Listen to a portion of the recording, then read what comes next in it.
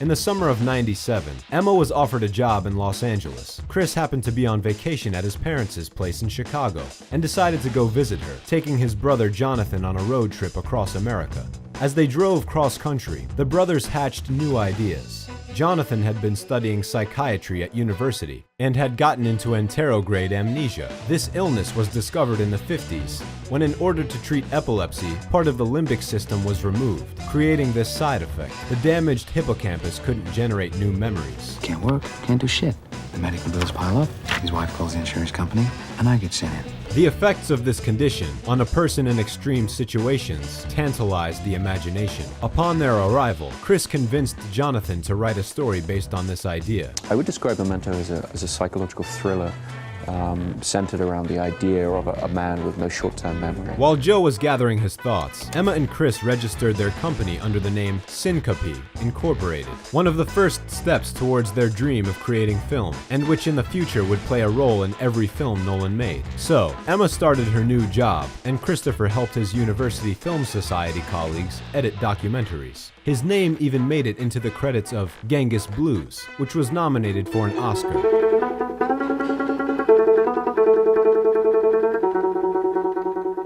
In a few months, Jonathan sent him the first edition of the story, Memento Mori. Christopher immediately wrote a script, which was also partially inspired by the novel Waterland. In the process, the plot and main characters were changed, and the only aspects left from his brother's version was the backstory and description of the illness. Nolan once again chose a non-linear narrative, but a much more confusing one than in following. So we alternate scene here, scene there, scene there, scene there, scene there, scene there, and they meet towards the end of the film.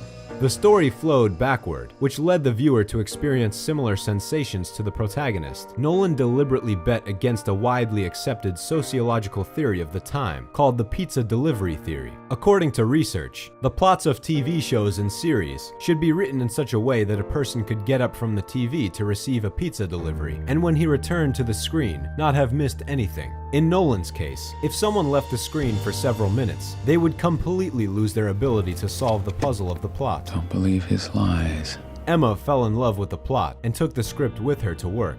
There she showed it to her colleague Aaron Ryder, a producer at Newmarket Films. He read it in one sitting and called it the most innovative script he had ever seen. Nolan was given a real project with a budget of $4.5 million. Considering his past experiences, it would seem an incredible sum of money. But producing a professional film is much more difficult than a feature film, which costs $6,000.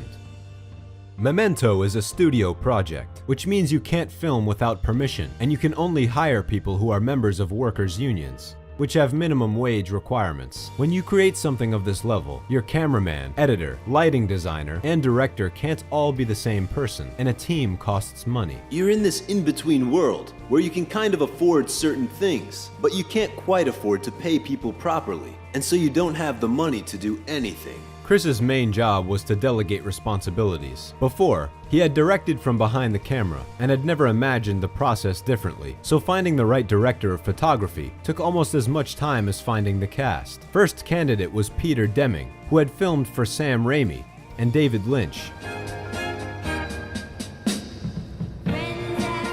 Excellent choice. But Pete had already agreed to work on Scream 3, and besides, this humble production couldn't afford him. Chris then offered the job to Mark Vargo, the cinematographer's assistant, for The Green Mile and The Patriot, but he declined, saying that he didn't understand the script. Thanks to these setbacks, Chris met Wally Fister, Peter Deming's assistant, who not only fell in love with the script from the first reading, but traveled across the country just to interview for the job. Many years later, Wally admitted that he hadn't completely understood the script, but trusted his intuition. Remember Sammy Jankis? Fister had started out in television news, where he had been used to working under time pressure with no budget, meaning he and Chris found common ground, since Chris knew no other way to film. A collaboration grew into a friendship, and Wally worked on every project Nolan undertook, until he took the director's chair himself in 2014. Next, Christopher undertook the meticulous pre-filming preparation. This method would be constant throughout his film career. The script traveled through the hands of many of Hollywood's elite, including Brad Pitt, who took an interest, but couldn't commit because of the intense filming schedules for Fight Club and Snatch. Chris was determined to get a star in his cast and discussed the script with Charlie Sheen and Aaron Eckhart, but in the end chose a less popular figure.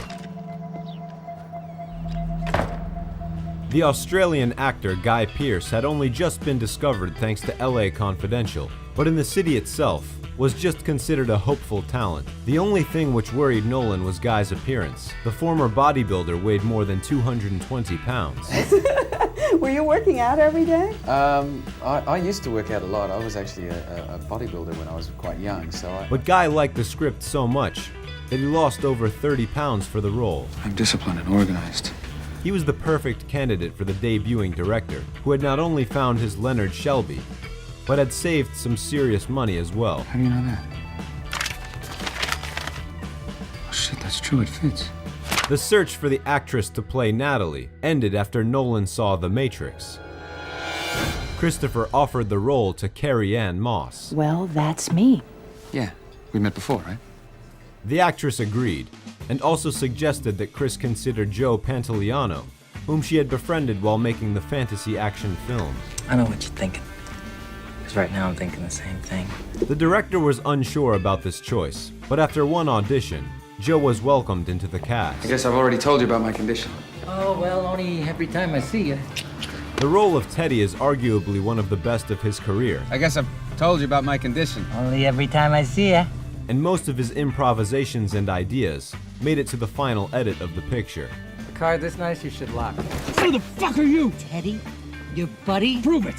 Sammy. Remember Sammy? You told me about Sammy! Steven Tobolowsky received his role thanks to his personal experience. A few years before filming the movie, he had been taking an experimental drug that had caused partial amnesia. I did something wrong. You did something wrong. Now we're gonna deal with it. We'll figure out. We're gonna try a little harder. He amazed Christopher with his understanding of the process and feelings of the character, especially since Christopher hadn't even written the part of Sammy Jankis yet. However, after the first few rehearsals, it became clear that no script was necessary. Steven improvised every single line, which ended up in the final version of the film. Just pick up any 3 objects. That's a test? Hey, where were you guys when I did my CPA? Sorry. But the main improv talent was Guy Pearce.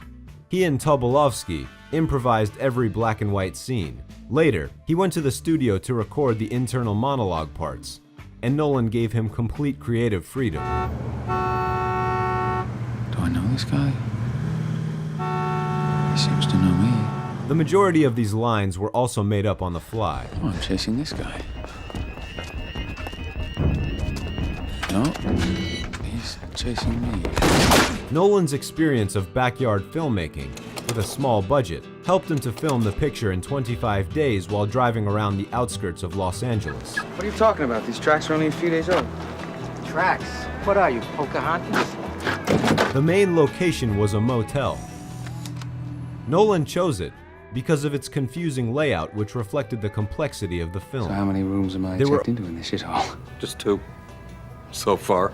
Well, at least you're being honest about ripping me off. Well, you're not going to remember anyway. Over 100 time jumps in Memento. The beginning is shown in the middle, while the first scene is actually the end. The events of this scene, while the sound effects play in the correct order. The reverse processing of the Polaroid is a metaphor for Leonard's fading memory. For those viewers who did not appreciate the creative editing, the film in chronological order was added to a collector's edition DVD, though in order to watch it, you had to pass a memory test. By the way, the Honda Civic in this scene next to the main character's car is the director's own, the very car in which Christopher and Jonathan gave birth to Memento. The film is full of similar symbolic details, from the tattoo salon named in honor of Emma Thomas, to Teddy's number which coincides with Marla Singer's from Fight Club. Nolan added a myriad of interesting details for attentive viewers. You bluff it to seem less of a freak. Nolan spent 6 months editing with Dottie Dorn, and a year later, their work will be dubbed a breakthrough in the film industry. Black and white scenes. They run forwards.